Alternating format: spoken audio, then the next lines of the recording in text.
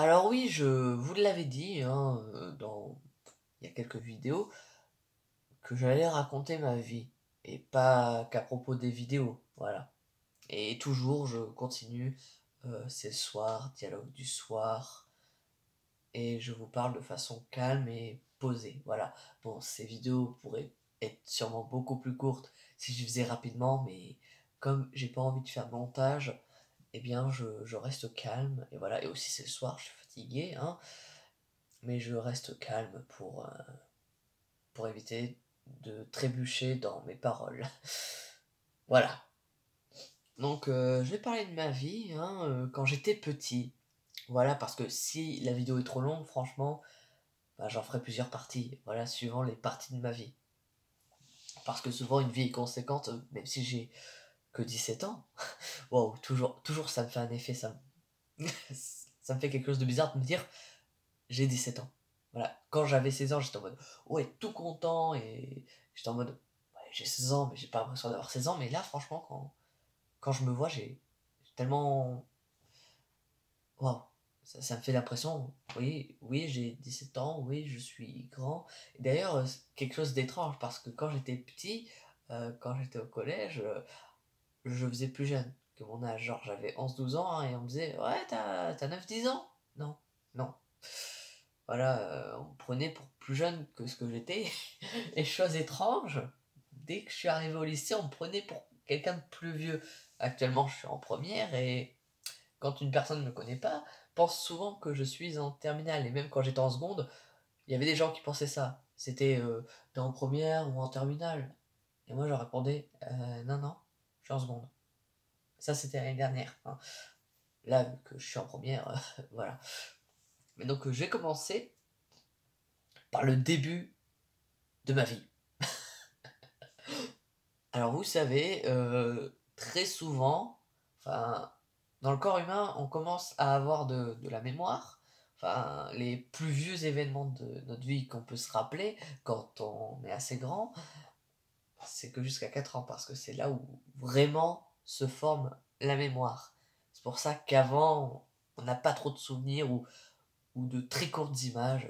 Moi aussi, j'ai des images, mais voilà, j'ai pas de souvenirs assez clairs, hein, antérieurs à cet âge-là. Voilà. Donc, ben, vers mes 4 ans, j'étais en primaire. Je sais plus dans quelle section j'étais, hein. Première section, deuxième section, je sais plus. Je crois que ça devait être la première section, entre 3 et 4 ans. Euh, donc, je vais parler de bonnes choses et d'une autre chose qui m'a marqué, qui me marque toujours. Voilà, c'est vraiment un, un événement fondateur de ma personnalité, et aussi de pourquoi j'aime tant créer. C'est vraiment fondateur, et aussi de mon envie d'aider les autres à créer et de leur permettre de réaliser leurs projets. Voilà, c'est un truc qui vient de là, et donc je vais vous le raconter dans cette vidéo. Mais avant, on va raconter comment ça se passait en maternelle. Alors en maternelle, ben, bien sûr, il y avait les espèces de cours, enfin les activités, hein, parce que c'était plus comme en maternelle, tu fais plus des choses comme en. Merde, comment ça s'appelle? Oui, j'ai dit, je fais pas de montage. Ça s'appelait une aire. Non, pas une aire de récré, pas une aire de jeu. Mais en gros, c'est un endroit où tu foutais les gosses, quoi. Et ils faisaient des activités. Donc, je sais pas, peut-être dans les commentaires si vous savez comment ça s'appelle. Moi, je m'en souviens plus, hein, ça date. Mais je crois vraiment que c'était aire de jeu, non, ou un truc comme ça. De toute façon, ça avait deux noms, mais voilà. Donc, je reprends, ouais, on faisait des activités parce que en maternelle, tu faisais pas de cours, hein. Et bien sûr, entre les activités, bah, bien sûr, les siestes. Ouais, voilà. C'est con de se dire, quand on était petit, on faisait des siestes. Car tu te dis aujourd'hui, j'ai pas besoin de faire de sieste, moi. Non, non, non. Mais ouais, c'est vrai, quand on était petit, on faisait des siestes. Alors que, comment je faisais pour dormir? parce que je me souviens pas que j'étais fatigué. Et d'ailleurs, même quand j'étais arrivé à l'hôpital de jour, alors c'est pas un hôpital, hein, ça s'appelle hôpital de jour, mais c'est pas un hôpital. Voilà. Euh, donc c'est là où s'est passé l'événement dont je vous parle. Donc c'était à Saint-Géran. D'ailleurs, moi j'appelais ça Saint-Géran-d'Aguevive, alors que non, c'était l'hôpital de jour, mais moi j'appelais ça par le nom de la ville, hein, Saint-Géran-d'Aguevive. J'étais en mode, je suis à Saint-Géran. Non, non, c'est l'hôpital de jour.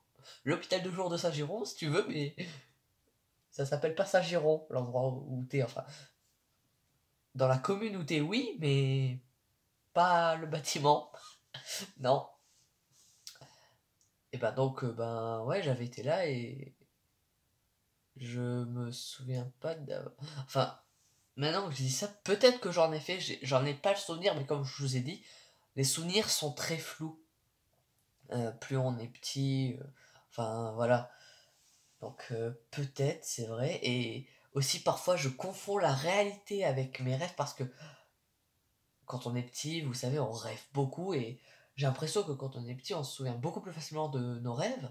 Ça nous marque beaucoup plus parce que on a tendance à oublier un rêve au réveil, mais parfois on s'en souvient ou des petites parties. Et la quantité de rêves que j'avais fait là-bas, est impressionnante. Et parfois, j'ai du mal à me dire, attends, c'était la réalité ou c'était un rêve? Parce que parfois ça s'entremêlait et aussi parfois, ben, le truc qui s'était passé en rêve, c'était aussi passé en réalité. Voilà. Et aussi dans mes rêves, j'avais beaucoup d'appréhension envers cet endroit. Et je crois que j'avais raison. Comme si mes rêves, voilà, essayaient de me mettre en garde en mode, cet endroit, il est pas bien.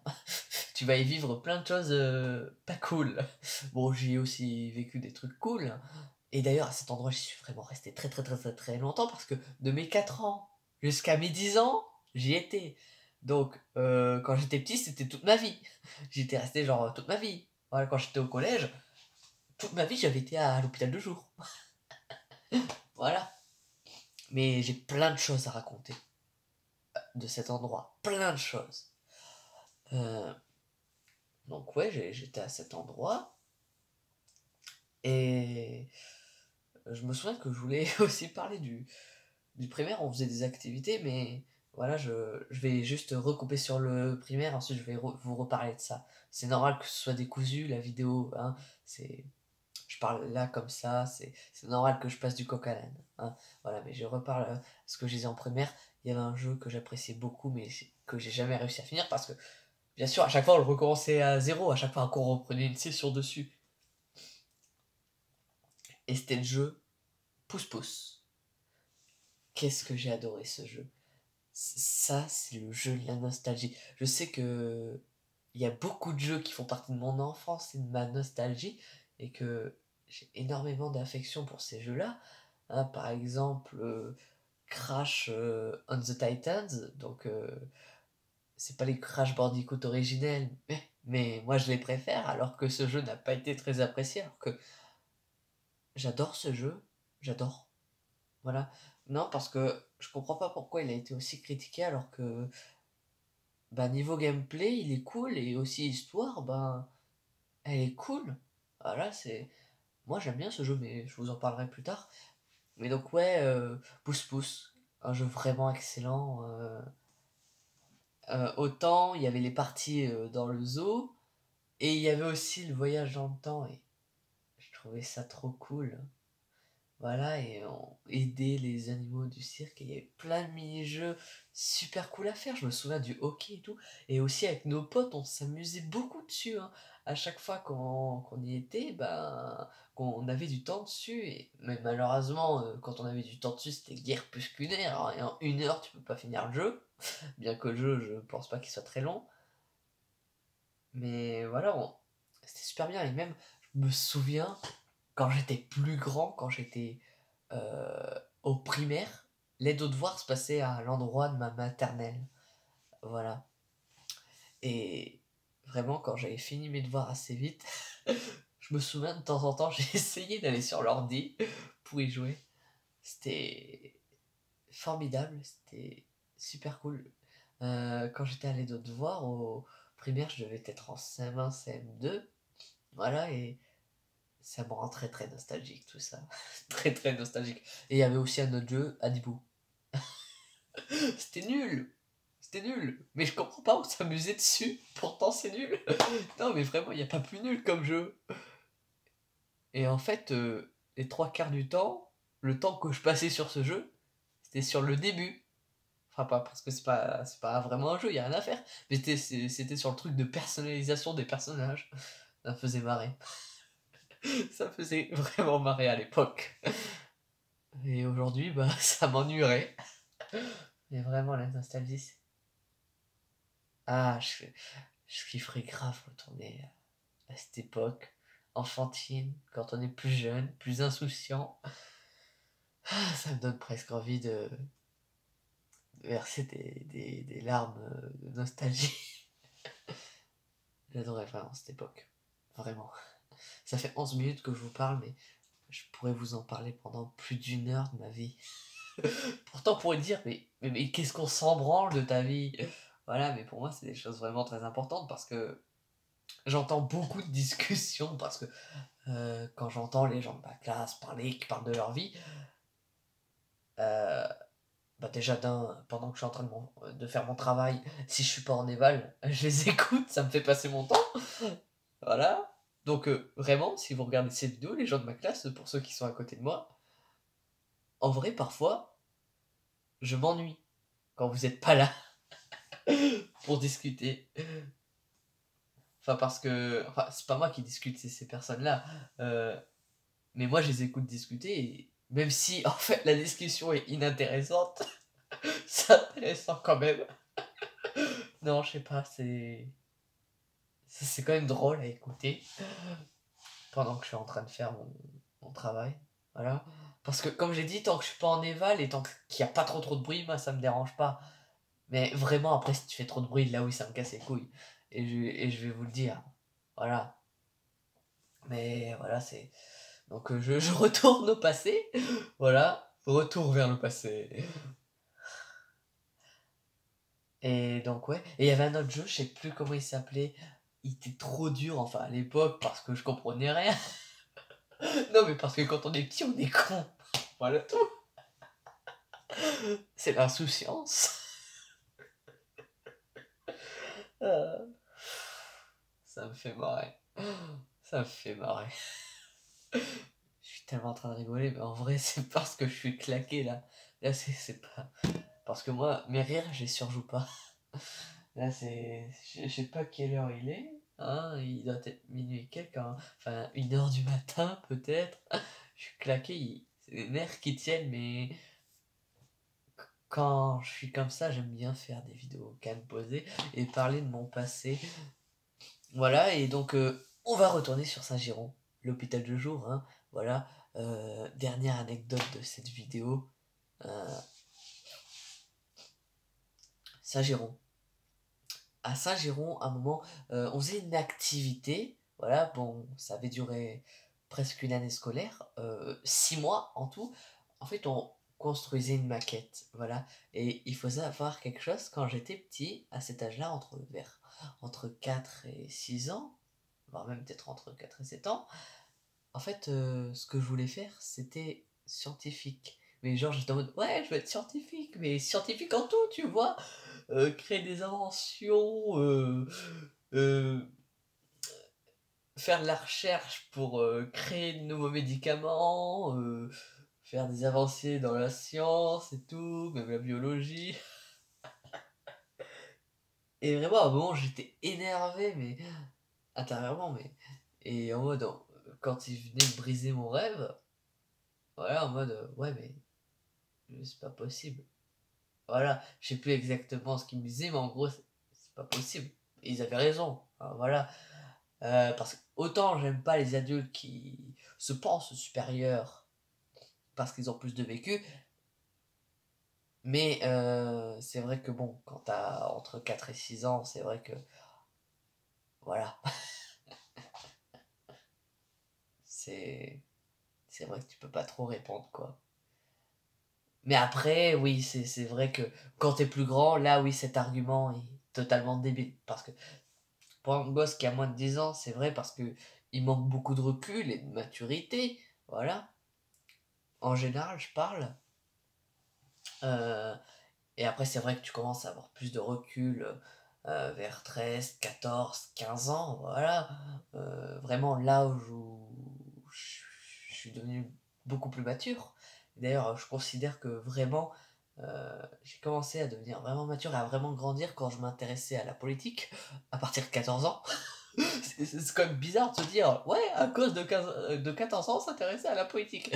Bon, je vous raconterai ça plus tard, hein, dans une autre vidéo. Voilà. Mais donc, ouais, on construisait une maquette sur 6 mois. Et comme je l'ai dit, je voulais être scientifique. Et donc, j'étais en mode, ouais, vraiment dans le mood même savant fou. J'étais vraiment passionné par les savants fous et les dessins animés avec les savants fous. J'ai adoré ça. Ça me faisait kiffer, moi, gamin. Même, c'est vrai, aujourd'hui, ça me fait toujours kiffer le côté un petit peu fou d'un scientifique, ou même la folie en général, ça me fait kiffer, ça me fait marrer la folie. Et c'est pour ça que j'aime bien créer des personnages un petit peu foufou. Voilà, et voire même un petit peu psychopathe par les bords.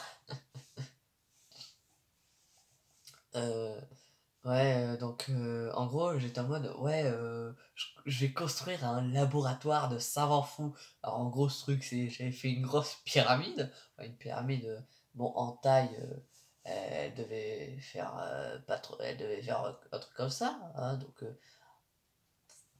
grosso modo la moitié de ma tête, voilà, enfin à peu près ma tête. Bon, en gros, la pyramide devait faire cette taille, quoi, hein, pour vous faire une petite représentation. Enfin, elle était un peu plus haute, mais voilà. Et bon, je l'avais pas en noir.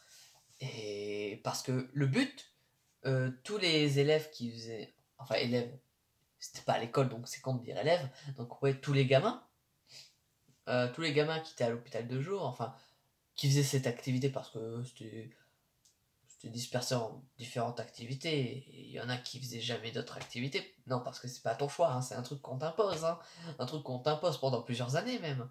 C'est totalement débile. Totalement débile. Mais comme j'ai dit, j'ai beaucoup la haine envers cet endroit. Cet endroit débile. Voilà, et j'avais même un pote qui restait plus longtemps que moi. Voilà.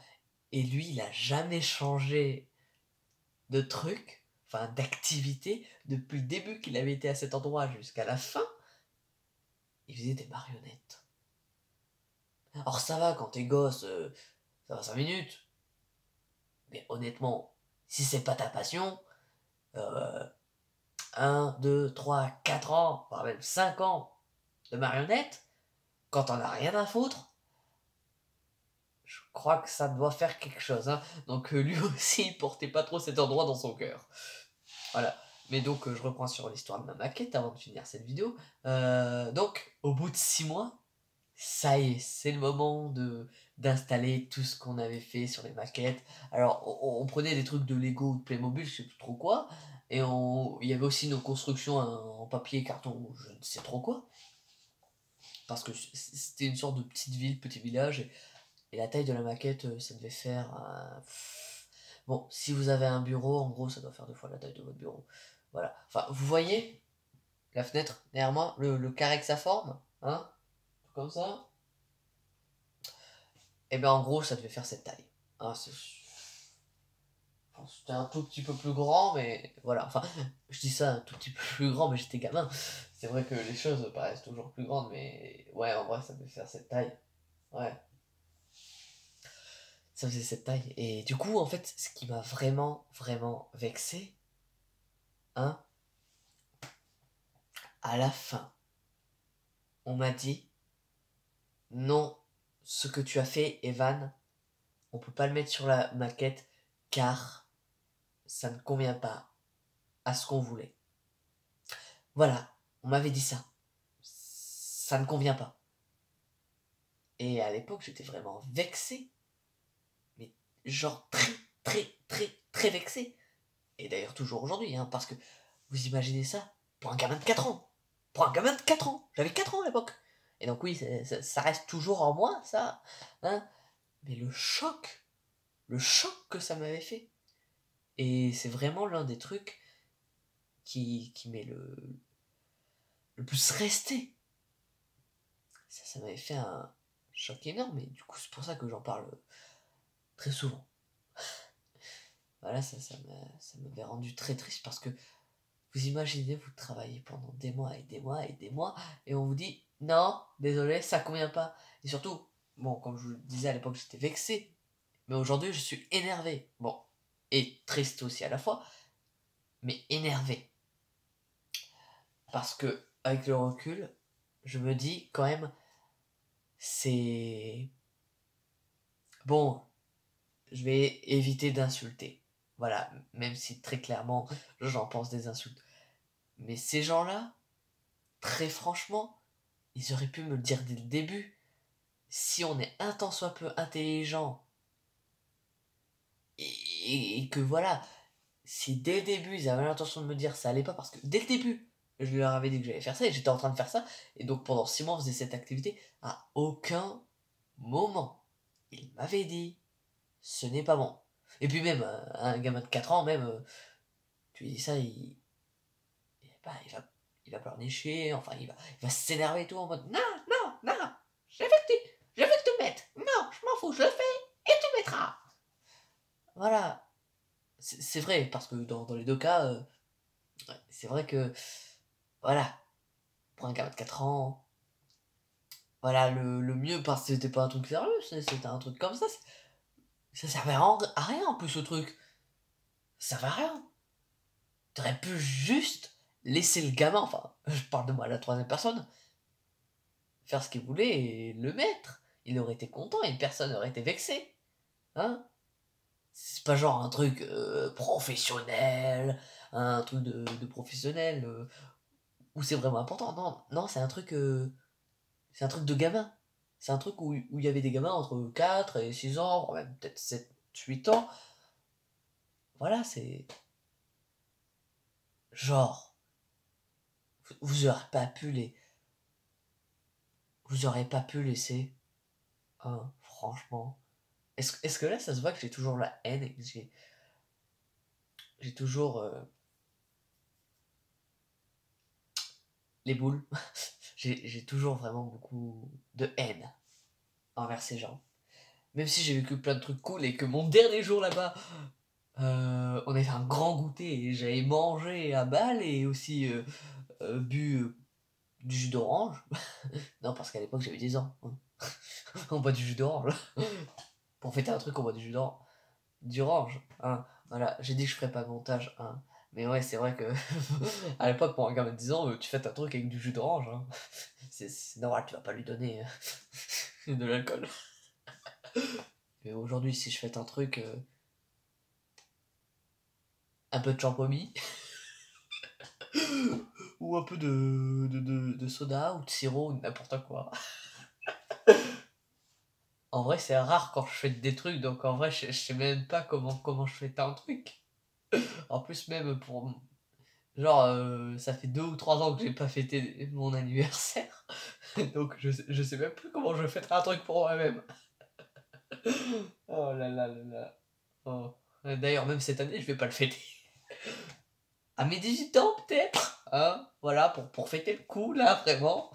Euh, mais ouais, quand je vous l'ai dit, c'est un truc fondateur de ma personnalité. Euh, et que vraiment, plus tard, ça a amené à autre chose. Et ça, je vous le dirai dans la prochaine vidéo. Voilà. Que j'ai tourné juste après pour pas oublier. Mais en gros, pour que je m'en souvienne, si je regarde cette vidéo, je faisais une construction de Capla. Et voilà, il y a un gamin qui me saoulait. Je vous en dirai pas plus. Voilà. Mais sinon, c'est vrai que. Ce qui fait que. Voilà, quand on passe. Enfin, quand on crée un truc avec amour, avec passion, pendant plusieurs mois d'affilée, voir tout ton travail gâché comme ça t'écœure. Ça t'écœure franchement. Et aussi, je voulais parler du mot vexer, c'est pour ça que je répétais ma phrase. Euh, c'est pour cela que j'aime pas décevoir les gens et les vexer. Car je connais, enfin, genre vexer à cette échelle-là. C'est genre, ça, comme je sais ce que ça fait, j'ai pas envie d'infliger ça à d'autres personnes. Voilà, pour moi, ça a été quelque chose de très douloureux. Donc voilà, voilà. Hein. J'aime pas vexer les gens. C'est pour ça que, même si parfois je peux être très virulent et parfois parler même des insultes ou haine, contre certaines personnes, c'est très rare. Et je préfère rester sympa, enfin éviter de vexer les gens, rester gentil et modérer mes propos. Voilà, bon, sauf si j'ai vraiment envie de dire un truc et que ça me casse les burnes, mais ouais, j'ai pas envie de vexer les gens. Parce que je crois bien que c'est l'un des sentiments que je déteste le plus. Le fait d'être vexé. Je sais pas si ça existe ce mot, mais la vexation, voilà. La vexation. Ou la dissuasion. Voilà. Je pense qu'il y a un mot pour dire ça, mais je sais pas. Mais bon, le fait d'être vexé, d'être déçu, j'aime pas décevoir les gens, mais pas dans le sens, parce qu'aujourd'hui les mots n'ont plus trop de sens, parfois être utilisés n'importe comment, mais c'est pas genre, t'as un vidéaste et il fait une vidéo que t'aimes pas et t'es en mode, ah, tu me déçois, je m'entendais pas à ça.